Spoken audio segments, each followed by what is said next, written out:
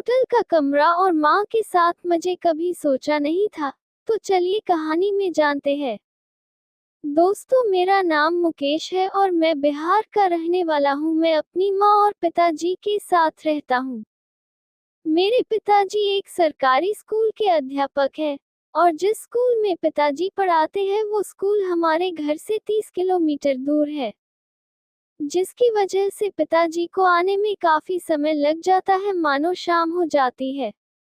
और पिताजी घर आके हाथ मुंह धोते हैं और खाना खा के टीवी देखते हैं। फिर कुछ देर बाद रात हो जाती है और सो जाती है, मानो पूरा दिन थकान से भरा होने के कारण वो कुछ नहीं करते हैं माँ के साथ, जिसकी वजह से माँ और पिताजी की काफी लड़ाई भी होती है। और मुझे ये सब देख के काफी बुरा लगता है, पर मैं कुछ कर नहीं पाता। मैं अक्सर माँ को बोलता हूँ, माँ आप इतना परेशान मत हुआ करो बेवजह, क्योंकि मुझे बुरा लगता है। मैंने कई बार माँ को समझने की कोशिश करी, लेकिन रात होते ही दोनों की लड़ाई होने लगती है। मेरी माँ पिताजी के लिए काफी सजती संवारती है, जिससे कि पिताजी का माँ पे ध्यान जाए। लेकिन क्या करें, माँ पिताजी तो थक के आते थे और सीधा सो जाते थे, और माँ भी गुस्सा होके सो जाती है और सुबह बहसबाजी होती रहती थी दोनों में। एक दिन की बात है, मोहल्ले में हमारे घर के 2 घर छोड़ के एक घर था। उनके यहाँ उनके बेटे की शादी थी और हमारे यहाँ कार्ड आया था और हमें जाना जरूरी था, क्योंकि हम लोगों की उनसे काफी अच्छी बोलचाल थी। उनका हमारे घर काफी आना जाना भी थी, जिसकी वजह से हम लोगों का जाना जरूरी थी। लेकिन पिताजी ने सुबह स्कूल जाते समय ही मम्मी से बोल दिया था, मैं नहीं जाऊंगा, तुम अपने बेटे के साथ यानी कि मेरे साथ चले जाना और उनके लिए कुछ अच्छा सा तोहफा बाजार से ले लेना। तो मम्मी तो वैसे ही पिताजी से गुस्सा थी, तो उन्होंने कुछ नहीं बोला और मेरे से बोला, बेटा शाम को बाजार चल के अच्छा सा कुछ सामान लेने चलना और तुम कपड़े ले लेना शादी में जाने के लिए। तो मैंने कहा ठीक है माँ, कोई बात नहीं, हम चलेंगे और आपके लिए भी अच्छी सी साड़ी ले लूंगा मैं। तो शाम हो गई और हम लोग बाजार गए, वहां जिसकी शादी थी उसके लिए सोने की चेन ली और माँ से मैंने बोला, माँ आओ माँ, आपको मैं अपनी तरफ से एक साड़ी गिफ्ट करता हूँ, जिसे पहन के आज आप चलना अच्छी लगोगी। पहले तो माँ मना करने लगी, लेकिन मैंने जबरदस्ती करी और साड़ी की दुकान ले गया। वहां पे मैंने कई तरह की सदियां देखी, लेकिन मुझे एक काले रंग की साड़ी काफी अच्छी लग रही थी, जो जालीदार थी, और उसका ब्लाउज जो था उसके पीछे का हिस्सा काफी खुला हुआ था और आगे से भी गला बड़ा था। माँ देख के कहने लगी, पागल है क्या, ये मेरे लिए नहीं है, मेरी उम्र देख, अब ये सब पहनने की नहीं है।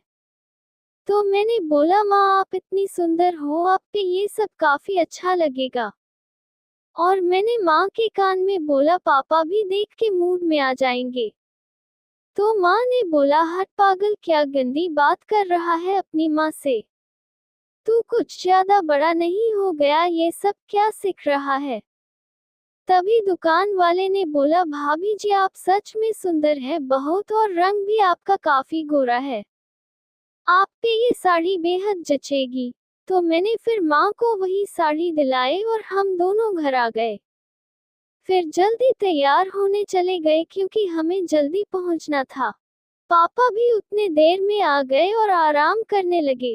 तो तभी माँ को मैंने देखा, माँ इतनी सुंदर लग रही थी कि क्या बोलूं। पापा ने तो माँ की तरफ देखा भी नहीं। माँ कोई नई नवेली बहू जब शादी पे आती है, एकदम सुंदर, जिसे पड़ोसी देख के कहते हैं, क्या भाभी आई है यार। माँ बिल्कुल वैसी ही दिख रही थी। वैसे सच बताओ तो पापा का तो नहीं, लेकिन मेरा मूड तो अब माँ ने बना दिया था। मैं अब माँ को एक नई भाभी ही समझ रहा था, और मैं भूल चुका था मेरी माँ है। तभी माँ ने बोला, इतना क्या देख रहा है मुझे, क्या कभी देखा नहीं है। तो मैंने बोला, नहीं माँ, आपसे नजरें ही नहीं हट रही है। तो माँ बोली, देख ज्यादा नाटक मत कर और जल्दी बाइक निकाल और चल, वैसे भी काफी दूर है गेस्ट हाउस। तो मैंने बाइक पे माँ को बिठाया और माँ ने मुझे कमर पे हाथ डाल के पकड़ लिया। सब मेरी माँ को ही देखे जा रहे थे। पीछे से ब्लाउज काफी खुला था और आगे से काफी बड़ा गला था, तो माँ को ही सब देख के अपनी आंखें सेक रहे थे। मुझे आज ये सब देख के अच्छा लग रहा था और ऐसा लग रहा था मैं आज अपनी ही माँ का पति हूँ। मैं जानबूझ के बार बार गाड़ी की ब्रेक लगा रहा था मजे लेने के लिए। ये और मुझे मजा आने लगा था। मेरा तो सामान भी अब मजे ले रहा था कि तभी मैंने सोचा क्यों ना माँ से दुबकी लेने का जुगाड़ किया जाए। वैसे भी पापा नहीं ले रहे हैं और माँ भी बेचैन है, तो मैंने बोला माँ आपकी पापा से लड़ाई किस वजह से होती है मुझे पता है और मैं कुछ बोलता नहीं, लेकिन सच बताओ तो पापा आपके साथ गलत कर रहे हैं। मैं होता आपको हमेशा खुश रखता, आप इतनी सुंदर है। तो माँ बोली क्या पता है तुझे और ये क्या फालतू बातें कर रहा है, तू अपने पापा की और मेरी खास बातें सुनता है। तो मैंने बिना डरे बोला माँ मुझे पता है पापा आपको अब बिल्कुल खुश नहीं रख रहे हैं और सोच जाते हैं जिसकी वजह से आप बेचैन हो। तो माँ बोली ये सब गंदी बातें मत करो, समझे मैं तुम्हारी माँ हूँ और एक बेटा माँ से ऐसी बातें करे ये अच्छी बात नहीं है। तो मैंने बोला सोचो माँ अगर मैं आपका बेटा ना होता कोई और आपसे ऐसी बातें करता तो आप क्या बोलते उसे। माँ मेरी बात सुन के शांत हो गई और कुछ नहीं बोली। तो फिर मैंने बोला माँ आप सच में इतनी सुंदर हो, पापा को पता नहीं क्या हुआ है कि आपके साथ कुछ किए बिना ही सो जाते हैं। मैं होता तो सच में माँ रोज करता। माँ गुस्से से बोली दिमाग खराब है क्या तेरा है, कुछ ज्यादा नहीं बोल रहा है तो ऐसा सोच भी कैसे सकता है।